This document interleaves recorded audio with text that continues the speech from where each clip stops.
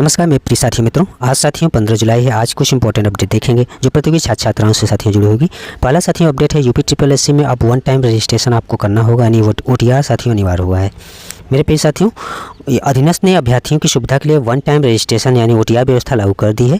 मंगलवार से शुरू हुई इस व्यवस्था के तहत आयोग की भविष्य में आने वाली सभी भर्तियों में आवेदन करने से पहले OTR करना अनिवार्य होगा।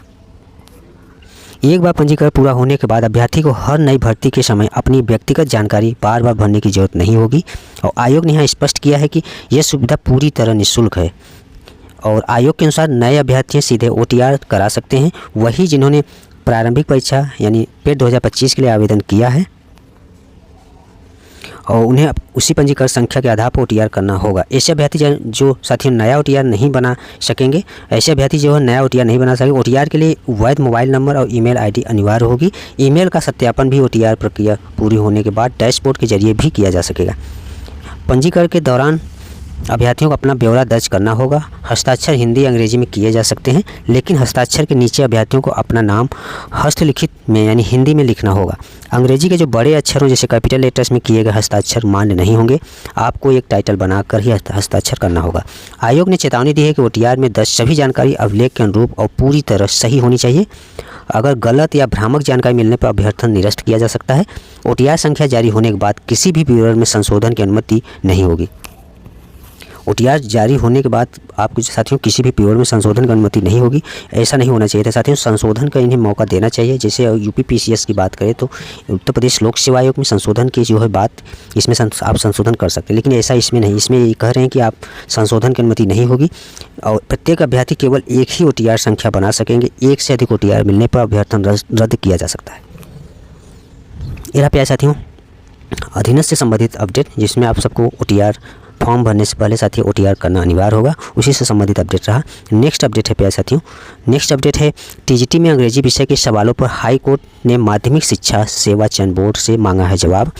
प्यारे साथियों, इलाहाबाद हाई कोर्ट ने TGT के अंग्रेजी विषय की परीक्षा में पूछे गए प्रश्नों को लेकर याचिका पर उत्तर प्रदेश माध्यमिक शिक्षा सेवा चयन आयोग बोर्ड से जवाब मांगा है। यह आदेश साथियों न्यायमूर्ति सिद्धार्थ नंदन की एकल पीठ ने प्रयागराज निवासी आदित्य कुमार सिंह और 17 अन्य अभ्यर्थियों की याचिका पर साथियों याचियों ने 4 प्रश्न गलत और 37 प्रश्नों को जो है बाहर से होने के दावा किया गया है और बुधवार को दोपहर 2 बजे मामले की सुनवाई होगी और आज साथियों इसकी सुनवाई भी होनी है। याचिकाओं के अधिवक्ता ने दलील दी है कि TGT के अंग्रेजी विषय की परीक्षा में प्रश्न संख्या 3 और 11, 12 और 100 प्रश्न जो है गलत है। और इसमें साथियों प्रश्न संख्या जो है संख्या दिया है 3, 12, 11, 12 और 100। इसके अलावा साथियों याचिका के पैरा 31 में उल्लेखित 37 प्रश्न निर्धारित पाठ्यक्रम से बाहर पूछे गए हैं और चयन बोर्ड के अधिवक्ता ने अदालत से निर्देश प्राप्त करने के लिए भी समय मांगा है। उन्होंने दलील दी है कि संबंधित प्रश्नों और पाठ्यक्रम से बाहर बताए गए प्रश्नों के संबंध में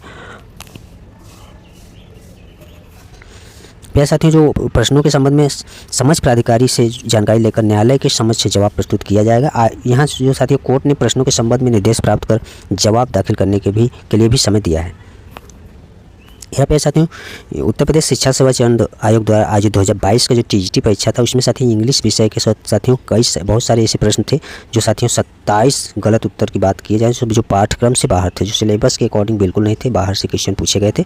इस पर साथियों विद्यार्थी जो है याचिका दायर किए हैं, उसको लेकर सुनवाई साथियों आज होनी। नेक्स्ट अपडेट है एक्सरे टेक्नीशियन भर्ती में 377 अभ्यर्थियों का चयन।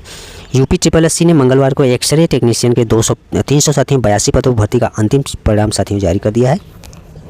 इसमें साथियों कुल 377 अभ्यर्थियों का चयन किया गया है। आयोग के अध्यक्ष जो हैं शाबत की अध्यक्षता में हुई बैठक में चयन परिणाम को मंजूरी दी गई है। अनारक्षित वर्ग के 150, अनुसूचित जाति के लिए साथियों 79, अनुसूचित जनजाति के लिए 8, अन्य पिछड़ा वर्ग के लिए साथियों 102 और आर्थिक रूप से कमजोर वर्ग के 38 अभ्यर्थियों का साथियों इसमें चयन हुआ है। यानी कि साथियों कुल साथियों जनरल 150 है, SC के लिए साथियों 79 है और ST के लिए साथियों 8 है और OBC वर्ग के लिए 102 और EWS के लिए 38 अभ्यर्थियों के इसमें चयन हुआ है। और साथियों बोरिंग टेक्नीशियन की जो है अंतिम उत्तर कुंजी भी जारी कर दिया है। आयोग ने 12 जुलाई जो परीक्षा हुई थी उसका जो है अंतिम उत्तर कुंजी जारी कर दिया है। आप लोग वेबसाइट जाकर देख सकते हैं, जिसमें साथियों कुछ ऐसे स्टूडेंट जो नकल कराने वाले माफिया भी पकड़े गए थे इसमें। साथियों नेक्स्ट अपडेट देखेंगे देश भर में एमबीबीएस की साथियों 9,911 नई सीटें बढ़ेगी। 25 नए मेडिकल कॉलेजों को भी मंजूरी। इस बार साथियों 1.36 लाख अभ्यर्थियों का होगा दाखिला।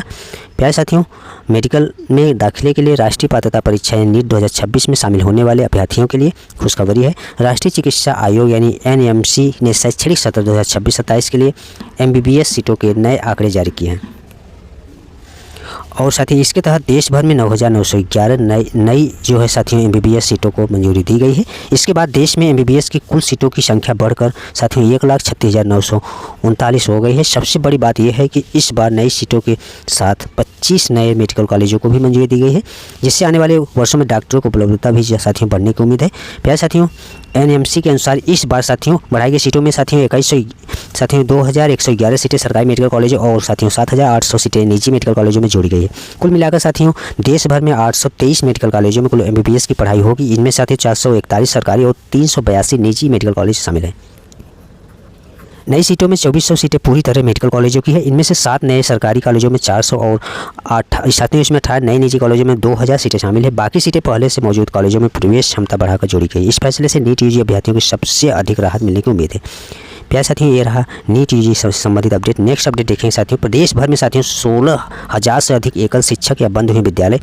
साथियों उत्तर प्रदेश की बात करें तो इस प्रदेश में प्राथमिक एवं उच्च स्तर के करीब 16,000 से ज़्यादा विद्यालय या तो एकल शिक्षक वाले हैं या फिर बंद हो गए हैं। प्यारे साथियों, जो बेसिक शिक्षा परिषद ने हाई कोर्ट के निर्देश पर हाल ही में एकल व बंद विद्यालयों को 1300 से अधिक पेज की सूची जारी की है। परिषदीय साथियों विद्यालयों में बेसिक शिक्षा परिषद की ओर से तबादला प्रक्रिया की जा रही थी। इस बीच मामला हाई कोर्ट में चला गया और जहां हाई कोर्ट ने हर विद्यालयों में 2-2 शिक्षकों की तैनाती के साथियों जो निर्देश दिए साथ ही प्रदेश के विद्यालयों में सरप्लस शिक्षकों के साथ विभिन्न अन्य सूचनाएं भी मांगी। इसके क्रम में परिषद की ओर से एक कर सूचनाएं वेबसाइट पर जारी की जा रही।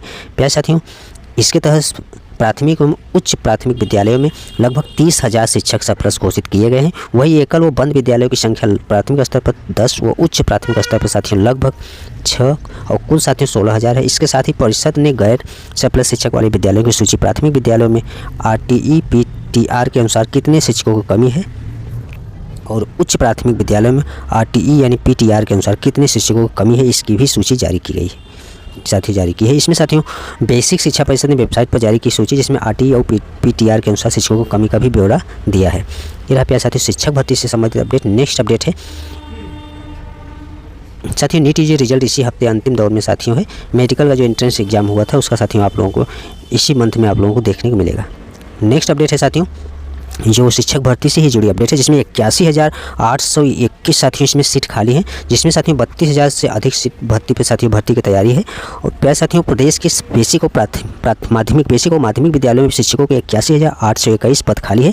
इन रिक्तियों को भरने के लिए शिक्षा विभाग ने 32,700 से अधिक पदों पर भर्ती की प्रक्रिया तेज कर दी है।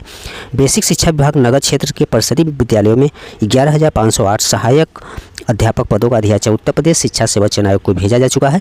वही माध्यमिक शिक्षा विभाग यानी 2,643 प्रधानाध्यापकों पदों के लिए साथियों पहले ही अधियाचन भेजा जा चुका है साथियों। इसमें साथियों इसके अलावा साथियों 16,000 सहायक अध्यापक और लगभग 2,600 प्रवक्ता पदों का अधियाचन भी जल्द भेजा जाएगा। प्यारे साथियों हाल ही में शिक्षा मंत्रालय के स्कूल शिक्षा व साक्षरता विभाग के सचिव की अध्यक्षता में हुई परियोजना अनुमोदन बोर्ड यानी PAB की बैठक में उत्तर प्रदेश में शिक्षकों की कमी का मुद्दा प्रमुखता से उठाया गया।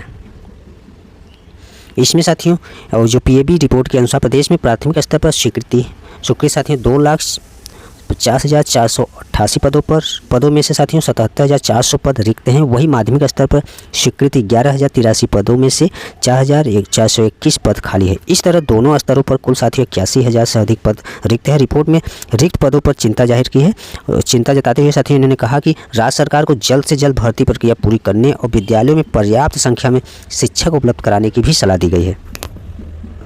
शिक्षा विभाग ने भी भर्ती प्रक्रिया में तेजी लाने का भरोसा दिया है। बेसिक शिक्षा विभाग का कहना है कि प्रदेश के प्राथमिक और उच्च प्राथमिक विद्यालयों में शिक्षक छात्र अनुपात की बात करें तो 19:1 है और साथियों 21:1 है, जो शिक्षा का अधिकार यानी RTE अधिनियम में निर्धारित मानकों से साथियों बेहतर है।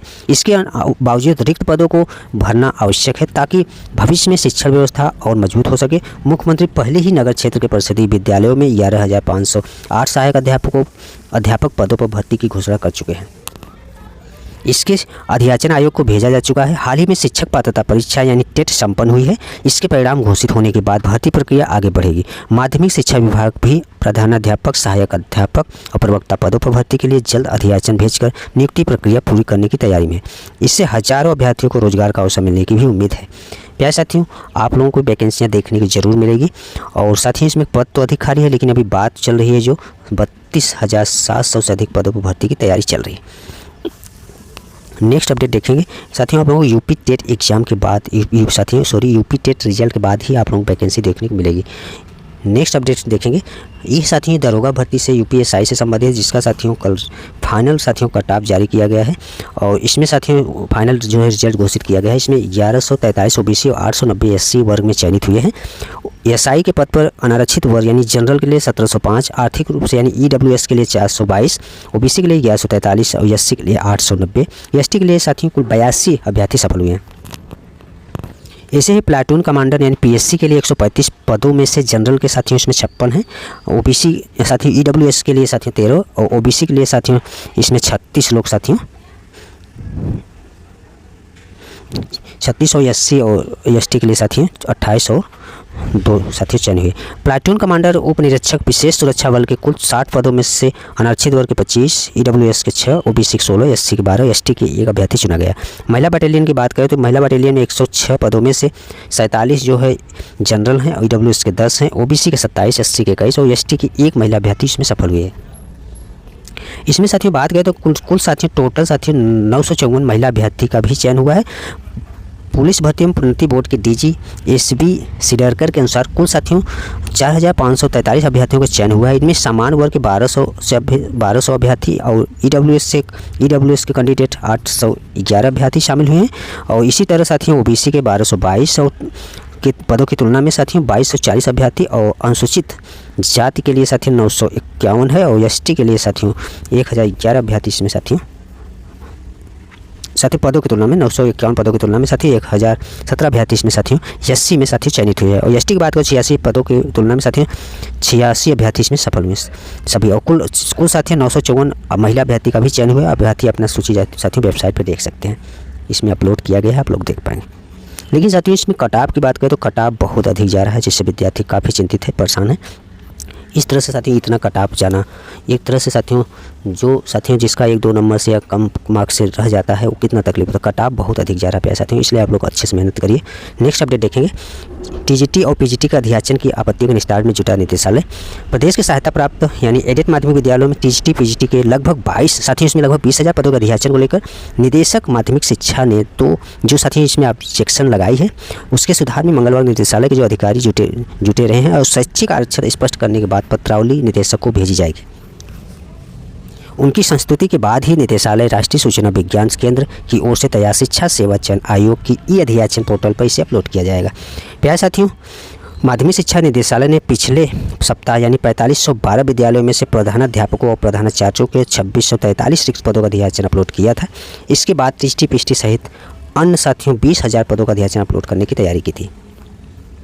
अगर साथियों अपर शिक्षा निदेशक कामता प्रसाद पाल के अनुसार जो आपत्ति लगी है उसका सुधार किया जा रहा है। प्यारे साथियों, ये साथियों ये है शैक्षिक आरक्षण से संबंधित। शैक्षिक आरक्षण में विशेष श्रेणियों जैसे कि महिलाओं, दिव्यांगों, पूर्व सैनिकों, ईडब्ल्यूएस, ट्रांसजेंडर के लिए साथियों व्यवस्था है। आरक्षण के आरक्षण पर गौर करें तो 3 पद होने पर कोई आरक्षण लागू नहीं होता, वहीं 6 पद होने पर एक ओबीसी और एक एससी के लिए साथियों पद आरक्षित होता है। 8 पद साथियों इसमें 8 पद रिक्त होने पर 2 ओबीसी और 1 अनुसूचित जाति के लिए साथियों पद आरक्षित करने का भी नियम है। निदेशालय ने आरक्षण विषय अनुसार बनाकर निदेशक माध्यमिक शिक्षा को भेजा था, जिसे अधिक स्पष्ट करने के निर्देश दिए गए थे। यह प्यारे साथियों टीजीटी पीजीटी में जो साथियों अध्याचन की आपत्तियों के निस्तारण में जुटा है निदेशालय, उसे समझिए ये जो शैक्षिक आरक्षण है उससे संबंधित अपडेट रहा, जिसमें साथियों बताया गया है कि किसको कितने पद पर कितना आरक्षण मिलता है। नेक्स्ट अपडेट देखेंगे प्यारे साथियों, भ्रामक सूचनाएं फैलाने वालों पर होगी सख्त कार्रवाई। जो साथियों उत्तर प्रदेश शिक्षा सेवा चयन आयोग के अध्यक्ष हैं प्रशांत कुमार ने इन्होंने सख्त कल साथियों एक संदेश दिया है और एक पत्र के माध्यम से जानकारी दी है कि अगर किसी ने भी टीजीटी पीजीटी यानी परीक्षाओं को लेकर किसी प्रकार की भ्रामक सूचनाओं पर साथियों अगर फैलाता है, उस पर साथियों कड़ी रुख अपनाते हुए और साथियों उसमें कहा अभ्यर्थियों को सतर्क रहने की बात की है। उन्होंने चेतावनी दी कि असत्य एवं भ्रामक सूचना प्रसारित करने वाले अभ्यर्थियों को गुमराह करने और अवैध धन वसूली का प्रयास करने वालों के खिलाफ कठोर कार्रवाई की जाएगी। डॉक्टर प्रशांत कुमार ने बताया कि आयोग के संज्ञान में आया है कि व्यक्ति टीजीटी पीजीटी साथियों और टेट या अंश परीक्षाओं के संबंध में ओमार सीट, उत्तर कुंजी, कटाव प्राप्तांक के बारे में अभ्यर्थियों को आयोग कार्यालय आकर प्रार्थना पत्र देने के लिए उकसा और भ्रमित कर रहे हैं। साथ ही एआई के माध्यम से फर्जी अभिलेख तैयार करने और धन के लेन देन संबंधी अप्रमाणित सूचनाएं भी प्रसारित की जा रही है। इन्होंने स्पष्ट किया है कि पीजीटी परीक्षा के परिणाम पहले ही घोषित हो चुके हैं और सभी अभ्यर्थियों के प्राप्तांक, चयनित अभ्यर्थियों के लिखित परीक्षांक, साक्षात्कार अंक एवं अंतिम प्राप्तांक आयोग की ओर से पृथक रूप से वेबसाइट पर अपलोड कर दिया गया है। और साथियों, प्रशांत कुमार ने अभ्यर्थियों से अपील की है कि ऐसी भ्रामक और निराधार सूचनाओं पर विश्वास बिल्कुल न करें। प्यारे साथियों, ये सख्त आयोग का निर्देश है, आप लोग अफवाहों से बचें और कोई भी विद्यार्थी इस तरह से अफवाहों में साथियों चंगुल बिल्कुल न फंसे। प्यारे साथियों, और आयोग यानी उत्तर प्रदेश शिक्षा सेवा चयन आयोग में जो ओमार में त्रुटियां हैं उसके लिए भी बहुत सारे लाइनें लगा रहे हैं। लेकिन साथियों, आयोग के जो ऑफिशियल नोटिस में ये मेंशन किया गया है कि ओमार में अगर आपकी गलती होती है तो उसमें सुधार की गुंजाइश बिल्कुल नहीं है। फिलहाल आयोग चाहे तो कर सकता है, लेकिन संभावना बिल्कुल नहीं है, इसमें न के बराबर है। प्यारे साथियों, इसलिए साथियों ये रहा साथियों उत्तर प्रदेश शिक्षा सेवा चयन आयोग से संबंधित अपडेट। नेक्स्ट अपडेट है प्यारे साथियों बीपीएससी टीआरई 4 और एईडीओ से संबंधित। एईडीओ भर्ती साथियों, आप लोग पता है कि एग्जाम इसका हुआ था, एक पेपर लीक के चलते इसे साथियों कैंसिल मतलब साथियों इससे साथियों फिर से री एग्ज़ाम कराने की बात कर रहे हैं। फिलहाल साथियों पहले साथियों जो नोटिफिकेशन आया था इसमें साथियों सिर्फ एक ही एग्जाम की बात हुई, लेकिन अब साथियों इसमें प्री और मेंस दोनों देना होगा अभ्यर्थियों को। बीपीएससी टीआरई 4 की बड़ी भर्तियों के लिए साथियों और एईडीओ परीक्षा में अब साथियों पीटी और मेंस परीक्षा प्रणाली होगी लागू। और सामान्य प्रशासन विभाग ने बीपीएससी को एकल चरण में होने वाली परीक्षाओं को आवश्यकता पड़ने पर 2 चरणों में आयोजित करने की भी अनुमति देते हुए पत्र जारी कर दिया है। विभाग द्वारा जारी पत्र में स्पष्ट किया गया है कि बीपीएससी नियम 1996 के तहत आयोग को परीक्षा के रूपरेखा तय करने का अधिकार प्राप्त है। यदि किसी भर्ती परीक्षा में अभ्यर्थी की संख्या अधिक होती है तो आयोग जो है साथियों वस्तुनिष्ठ प्रारंभिक यानी स्क्रीनिंग परीक्षा आयोजित कर सकता है। उसके आधार पर मुख्य परीक्षा अगले चरण के लिए अभ्यर्थियों का चयन कर सकता है। इस फैसले के बाद लाखों अभ्यर्थियों वाली आगामी भर्तियों में 2 स्तरीय परीक्षा प्रणाली अपनाए जाने से की संभावना बढ़ गई है। विशेष रूप से टीआरई 4 जिसमें लाखों उम्मीदवारों के शामिल होने की उम्मीद है तथा एईडीओ भर्ती जैसी परीक्षाओं में पहले प्रारंभिक परीक्षा उसके बाद मुख्य परीक्षा आयोजित की जाएगी। हालांकि साथियों बीपीएससी टीआरई 4 में भी ऐसा होगा। और हालांकि अब तक बीपीएससी ने टीआरई 4 या एईडीओ के लिए पीटी और मेंस लागू करने की कोई आधिकारिक घोषणा नहीं की है। और आयोग के अधिकारियों ने कहा कि इन भर्तियों में 2 चरणों की परीक्षा लागू होगा, तो इससे बड़ी संख्या में अभ्यर्थियों वाली परीक्षाओं में संचालन अधिक व्यवस्थित रूप से हो सकेगा। फिर साथियों ये रहा बीपीएससी से संबंधित अपडेट। साथियों बीपीएससी टीआरई 4 में भी मेंस की बात कर रहे हैं और एईडीओ में भी मेंस की प्री मेंस होने की संभावना है। प्यारे साथियों ये रहा आज के कुछ महत्वपूर्ण अपडेट। धन्यवाद।